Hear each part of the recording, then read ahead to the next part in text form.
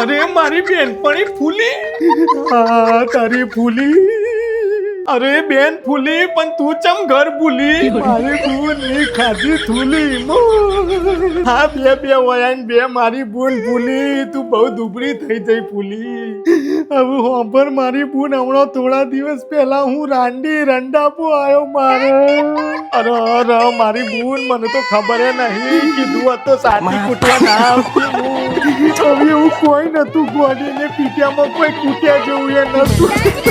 અરે ફૂલી, હું કહું તને મારી બૂન, મને તો બહુ આઘાત લાગ્યો. આપણો ધણી મરી જાય એટલે કેવું થાય? મારાથી તો રવાયું જ ના. તે બરી તો પંખા ઉપર દોરડું નાખ્યું ને મરવા જાય મારી બૂન. હાય મુઈ ગોડી ફૂલી, આવું કરાય? જેવું દોરડું નાખીને લટકવા જાય એવું તેની બૂન આવું કરત. તે કરમ ની કાઢી દોરડું તૂટી ગયું મારા તો.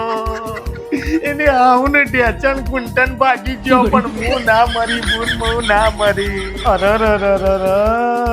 પછી તો આજુબાજુમાં 4-5 બૂનો આવી અને મને ઊંચી કરીને બહાર કાઢી અને કીધું, ફૂલી તું દોરડું બોધવાનું જીવનમાં ભૂલી.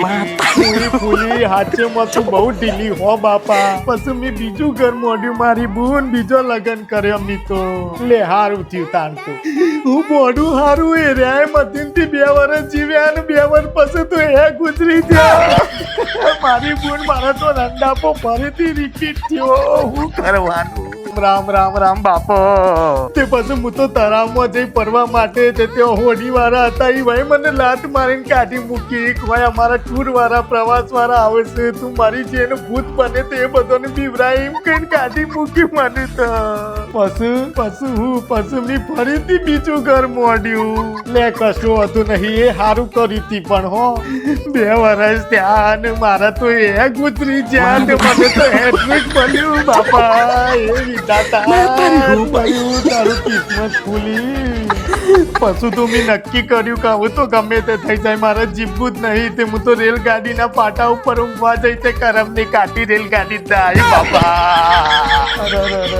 હું જ ગરીબ રીત જવું કે પેલી તો બધી ઓના ઘેર લઈ જતી હતી, પણ મેં તો કીધું કે તમારા ઘેર ઉકા લઈ જશો? ચોક ડોહો હોય જેને રંડાપો આવ્યો હોય એના ઘેર ભરાવો બાપા, મને ભરાવો છો. અરે રે ભર્યો તારો મનખોન અવતાર. પશુ ફૂલી, પશુ હું આગળ વાળા 1-2 વર્ષ જીવ્યા હતા, તો આ તો હું જીવન 6 મહિનામાં વની ખારે કૂકાઈ જઈને ડાકું પાછી ગયો, મરી ગયો. બસ આ જ રીતે હું ફૂલી અને ઘર ભૂલી બાપા. હું કરવાનું મારી.